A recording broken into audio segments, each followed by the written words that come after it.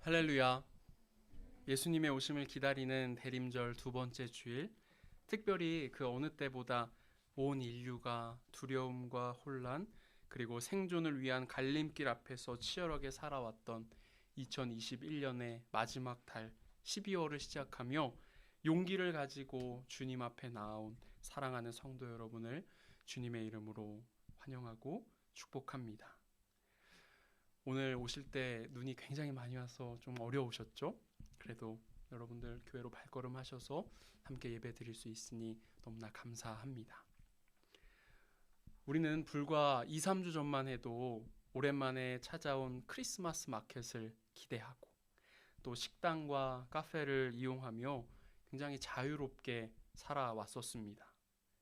그렇게 코로나 바이러스에 대한 사람들의 경각심은 점점 사라져가고 이 바이러스와 공존하는 삶이 우리의 일상이 되어버린 것 같이 우리는 그동안 살아왔었습니다. 그런데 우리가 너무 이것을 과소평가했던 것일까요? 지금의 전 세계는 다시 한번 이 바이러스와의 전쟁을 시작하고 있습니다. 그리고 많은 사람들의 삶 속에서 다시금 지금의 이 상황들이 굉장히 중요하고 심각해져 가고 있습니다. 사랑하는 성도 여러분, 부디 우리 모두가 지금의 이 상황들 때문에 위축되거나 좌절할 필요는 전혀 없지만 이 상황들을 과소평가하지 아니함으로 아픔이나 또 어려움 당하지 않고 강건하게 이 시간들을 이겨나갈 수 있기를 간절히 소망합니다. 어느 날 한 보석 가게에 강도가 들었어요. 그런데 이 강도가 굉장히 좀 특이했던 것 같습니다. 굉장히 특이하게도 보석을 훔쳐가지 않고 그 보석들 앞에 놓여져 있던 가격표를 저렴한 물건은 비싼 가격으로, 비싸고 값비싼 그 보석들은 값싼 그 가격으로 이렇게 바꿔놓고 떠났습니다. 그 다음날 가게에 도둑이 들었다는 것을 전혀 몰랐던 가게의 주인은 가격표에 적힌 대로 물건들을 판매하기 시작합니다. 그러다 갑자기 문득 이게 좀 이상한데 라는 생각이 들어서 물건의 가격들을 확인해 보니 이게 바뀌어 있다는 것을 그제서야 깨닫게 됩니다. 그런데 이미 값비싼 보석들은 다 판매가 된 후였고 이 가게는 큰 손해와 혼란을 맞게 되었습니다. 지금의 이야기와 비슷하게도 사탄은 우리의 삶에 이러한 혼란들을 야기시킵니다. 우리에게 가장 중요한 가치가 무엇인지, 중요하지 않은 가치가 무엇인지를 우리로 하여금 잊어버리게 하거나 헷갈리게 만듭니다. 그 결과로 우리는 중요하지 않은 것들에 목숨을 걸다가 정작 중요한 것을 놓쳐버릴 때가 있음을 바라봅니다. 이렇게 중요한 것을 중요하지 않다라고 평가하는 것이 과소평가이고 중요한 것을 중요하게 평가하는 것이 바로 지혜입니다. 그렇다면 예수님에 대한 여러분들의 평가는 어떻습니까? 예수님을 여러분들은 과소평가하고 계십니까? 아니면 여러분들에게 있어 예수님을 정말 귀하고 소중한 분으로 여기며 그분을 우리의 진정한 구주로 인정하는 삶을 살아가고 계십니까? 오늘 말씀에서 바울은 구원이라고 하는 놀라운 은혜와 복이 어떻게 예수 그리스도를 믿는 믿음으로 가능하게 되었는지를 이야기해 주고 있습니다. 그것이 가능할 수 있었던 이유는 바로 대표의 원리 때문입니다. 바울은 하나님께서 창조하신 최초의 인류인 아담과 하나님의 독생자 예수 그리스도를 비교하면서 이 원리에 대해서 설명해 주고 있습니다. 우리 오늘 시작하는 본문 로마서 5장 12절의 말씀 같이 한번 읽어보길 원합니다. 로마서 5장 12절의 말씀 함께 읽습니다. 그러므로 한 사람으로 말미암아 죄가 세상에 들어오고 죄로 말미암아 사망이 들어왔나니 이와 같이 모든 사람이 죄를 지었으므로 이르렀느니라. 아멘. 한 사람의 범죄로 말미암아 사람들은 죄를 짓게 되었고 또한 죽음에 이르게 되었습니다. 여기에서 이야기하고 있는 한 사람, 그 사람이 바로 최초의 인류였던 아담입니다. 하나님께서는 창세기 말씀에 보면 아담을 흙으로 지으신 후에 아담의 그 코에 생기를 불어넣어서 생명이 되게 하셨습니다. 그리고 그런 아담이 혼자 살아가는 것을 보시고 하나님께서는 그 아담의 갈비뼈를 취하여 그를 돕는 배필을 만드셨습니다. 그런데 이 두 사람이 하나님의 명령에 불순종합니다. 그리고 그 불순종의 결과로 그들은 다시 원래대로 흙으로 돌아가는, 즉 죽음이라는 결과를 받게 되었습니다. 하나님께서 만드신 최초의 인간인 아담이 하나님의 말씀에 불순종하여 죄를 짓고, 또한 생명이라는 이름의 의미를 가진 하와에게서 태어난 모든 인류가 죽음으로 인생을 마무리 짓게 된다는 것은 매우 아이러니하고 또 굉장히 비극적인 상황입니다. 이렇게 원죄를 범한 것은 아담 한 사람이었어요.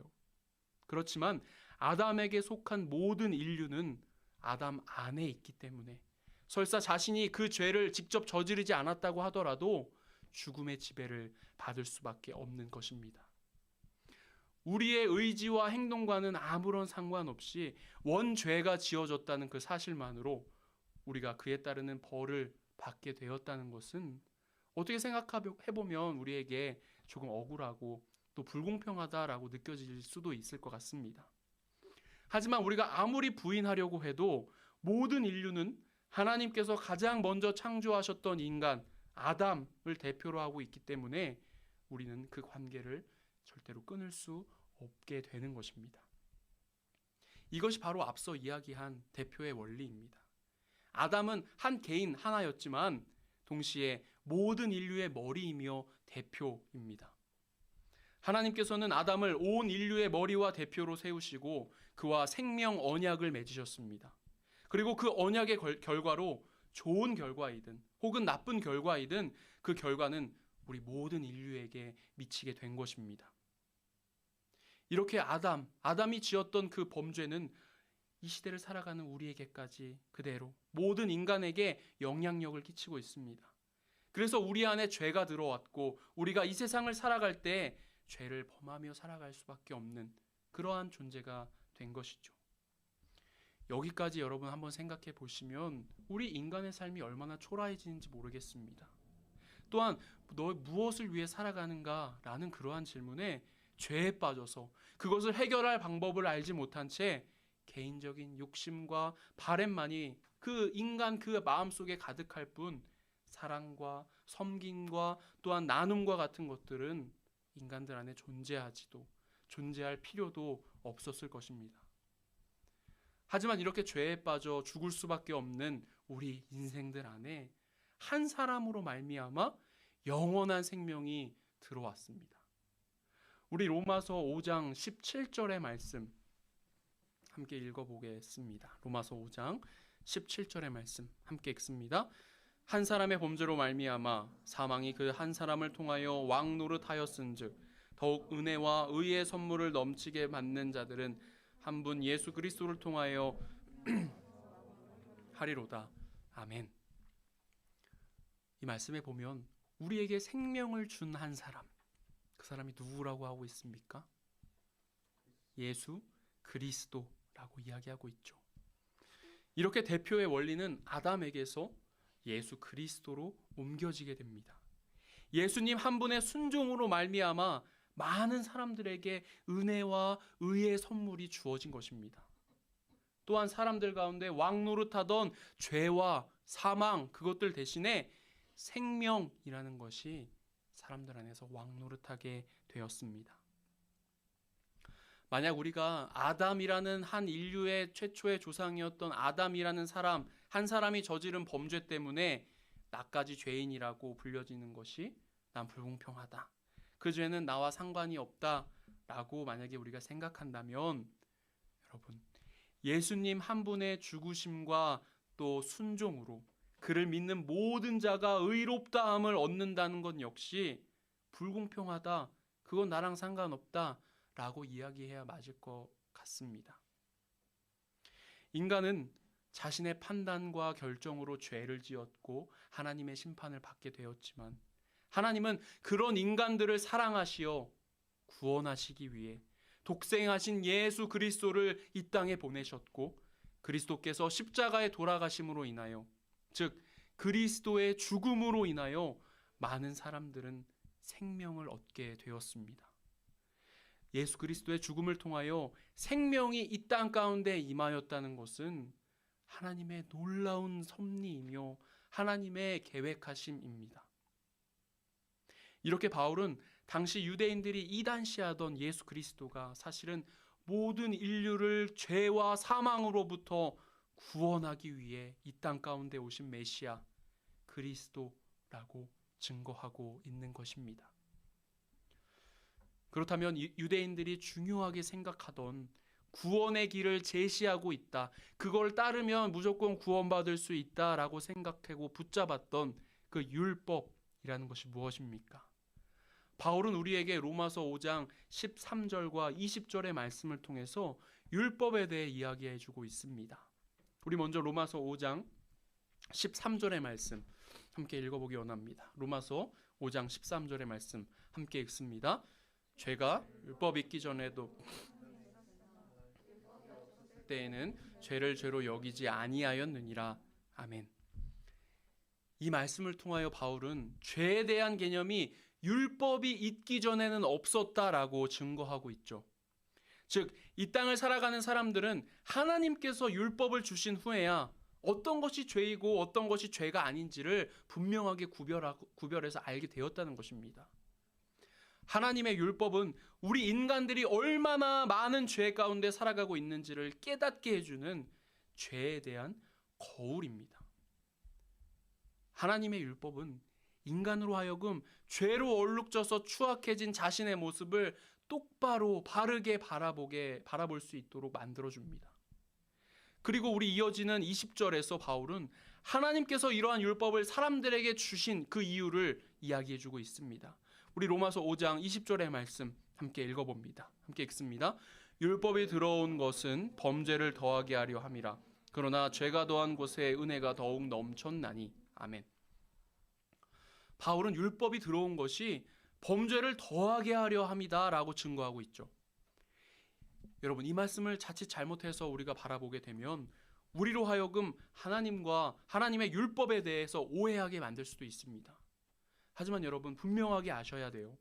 하나님의 율법은 우리로 하여금 더 많은 죄를 짓게 하기 위해서 만들어진 것이 아니라, 주신 것이 아니라 그 율법으로 인하여서 우리의 죄가 죄로서 명백하게 드러나게 한다는 사실을 우리가 분명히 기억해야 할 것입니다.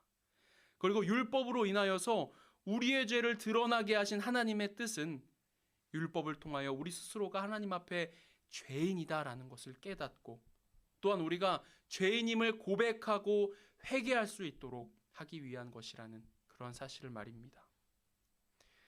하나님께서 창조하신 최초의 인류였던 아담과 인간의 몸을 입고 이 땅에 오신 예수님 사이에는 좀 많이 긴 그런 시간적인 공백이 있습니다. 그리고 이 시간적인 그 공백 사이에 하나님의 율법이 들어왔습니다. 아담의 원죄로 인하여 죄인으로서 살아갈 수밖에 없었던 사람들의 그 삶 속에 하나님께서는 모세라는 사람을 통하여서 하나님의 백성들로 하여금 세상과 거룩히 구별되어 살아가게 하는 그 율법을 선포해 주셨습니다. 이 율법 선포된 이유가 뭐라고 했습니까? 로마서 5장 20절에 나오죠. 사람들로 하여금 죄라는 것을 깨닫게 하기 위함이다 라고 했습니다. 여러분, 많이 다들 알고 계시는 말씀일 텐데 창세기 6장 말씀에 보면 노아의 홍수의 이야기에 대한 이야기 기록들이 나옵니다. 그 노아의 홍수에 대한 이야기를 기록한 대목들을 살펴보면 하나님께서 사람들이 그 마음에 항상 악한 것을 생각하는 것을 보시고 사람 지으셨음을 한탄하셨다라고 기록하고 있습니다. 이렇게 아담의 범죄로부터 모세를 통하여 하나님의 율법이 선포되기까지 그 사이에 그 시간의 공백 속에서도 사람들은 죄 속에서 죄 가운데 살아가고 있었습니다. 그러나 그들이 처했던 진짜 문제는 그들이 살아가는 삶의 방식이 죄인지를 생각하지 못하게, 죄인지를 자각하지 못하고 있었다는 그러한 사실입니다. 그들이 양심을 통해서 그 마음의 찔림을 받았을지는 모르겠습니다. 하지만 그것이 죄라고 하는 분명한 자각은 사람들 속에 존재하지 않았습니다. 그러다가 모세를 통하여 하나님의 율법이 전해졌고 비로소 사람들은 죄가 무엇인지를, 그리고 자신이 행하였던 일들이 내가 죄를 짓고 살고 있었구나 라는 그러한 사실을 그들이 깨닫게 된 것입니다. 하나님께서 사람들에게 주신 그 율법의 역할은 여기까지입니다. 율법은 사람들로 하여금 죄가 무엇인지를 깨닫게 하지만 그 죄를 원론적으로 해결해 줄 수는 없는 것. 그렇기 때문에 사람들에게 있어서 율법은 희망과 절망을 동시에 가져다 주는 것이었습니다. 율법이 죄를 해결할 수 있다고 했나요? 율법은 죄를 해결할 수 없다라고 했습니다. 그럼에도 불구하고 유대인들은 이러한 율법을 절대적인 것으로 여기고 어떻게 해서든 그것을 지키려고 애를 쓰는 삶을 살았고, 그것을 지키며 살지 않는 사람들을 흉보고 박해함으로 자신들은 특별하다고, 선택받은 민족이다라는 것을 드러내는 삶을 그들은 살았습니다. 이러한 시대를 살아가는 사람들 가운데 어느 날 한 분이 불쑥 찾아오십니다. 죄로 얼룩지고 율법에 매여 살아가는 사람들의 삶 속에 어느 날 한 분이 갑자기 불쑥 찾아오셔서 이 모든 문제들을 해결해 주십니다. 그가 바로 예수 그리스도이시며, 그는 당신의 죽음으로 죄와 율법에 매여서 종노릇하며 살아왔던 사람들에게 생명의 길을 열어주신 것입니다.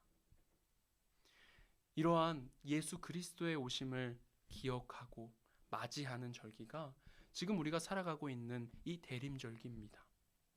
대림절을 살아가는 우리가 오늘의 이 말씀을 통해서 깨닫게 되는 것이 있습니다. 두 가지가 있는데요. 먼저 구원의 은혜는 우리의 노력으로 이루어진 것이 아니라 전적으로 우리에게 하나님께서 주어주신 선물이라, 그러한 사실입니다. 로마서 5장 15절에서 바울은 이렇게 증거하고 있습니다. 제가 한번 읽어볼게요. 그러나 이 은사는 그 범죄와 같지 아니하니 곧 한 사람의 범죄를 인하여 많은 사람이 죽었은즉 더욱 하나님의 은혜와 또한 한 사람 예수 그리스도의 은혜로 말미암은 선물은 많은 사람에게 넘쳤느니라. 아멘. 그리스도의 은혜로 말미암은 선물이라고 증거하고 있습니다. 선물이 뭐죠? 주어졌다는 거예요. 선물은 내가 뭐 노력해서 그거를 돈을 벌어서 획득한 그런 것이 아니라 그저 주어진 것입니다. 그리고 이어서 그 선물이 많은 사람들에게 넘쳤다라고 증거되고 있습니다. 여기에서 하나님의 구원의 선물이 넘쳤다라고 하는 것은 그리스도를 통한 하나님의 구원의 선물이 아담으로 인한 사망의 그 불행보다 더욱 풍성하다는 것을 의미합니다. 여러분, 주보 한번 보시겠어요? 오늘 말씀 제목이 뭐였죠? 세상을 다 덮는 은혜입니다. 비록 아담의 죄로 인해서 죄라고 하는 것이 우리 모든 인간들에게 들어왔기에 그것은 너무나 안타까운 일이지만, 예수 그리스도께서 이 땅에 오시고 예수 그리스도께서 십자가에 달려 모든 사람들의 죄를 대신 지고 돌아가신 그 예수님의 한없는 그 은총은 그 모든 것들을 다 덮을 수 있는 은혜라는 것입니다. 사랑하는 성도 여러분, 예수 그리스도를 통한 구원에 우리가 확신을 가지고 살아갈 수 있기를 바랍니다. 그리스도의 십자가 대속의 그 은혜가 우리의 모든 죄를 용서해 주셨음을 우리가 고백하며 살아갈 수 있기를 간절히 소망합니다. 그리고 예수 그리스도를 나의 구주로 믿고 고백하는 우리 모두에게 주님께서 구원이라고 하는 그러한 선물을 우리에게 주셨음을 우리가 믿고 살아갈 수 있기를 바랍니다. 세상을 다 덮는 은혜를 주신 주님을 기다리는 이 대림절의 날들 가운데 우리가 주님 앞에 용서를 구하고 또 회개하며 그렇게 살아갈 수 있기를 바랍니다. 대림절을 살아가는 우리가 오늘 말씀을 통해서 깨닫게 되는 두 번째는요, 우리가 예수 그리스도 앞에서 결단할 수 있어야 한다는 것입니다. 아담의 원죄로 인하여 모든 인간들 안에 있는 그 죄의 문제는 우리가 선택하거나 해결할 수 있는 그러한 종류의 것이 아닙니다. 그런 우리에게 예수 그리스도께서 어느 날 불쑥 찾아오셔서 우리에게 다가와 주님께서 손을 내밀어 주십니다. 예수 그리스도의 그 손은 우리가 손만 뻗어서 잡으려고만 하면 우리가 잡을 수 있지만, 그 손을 뻗어서 붙잡는 것은 전적으로 우리의 선택입니다. 우리의 삶에 찾아오신 예수 그리스도를 나의 구주로 믿고 고백하는 것은 전적으로 우리의 선택이라는 것입니다. 죄와 은혜의 가장 중요한 차이가 바로 여기 있어요.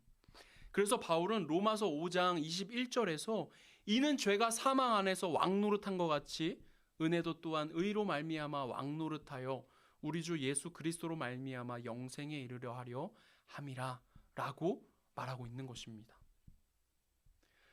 우리가 예수 그리스도를 구주로 믿고 고백하는 그 순간 우리 안에 죄의 문제가 사라져버리고 의로움이, 구원이 우리 삶에 왕노릇합니다.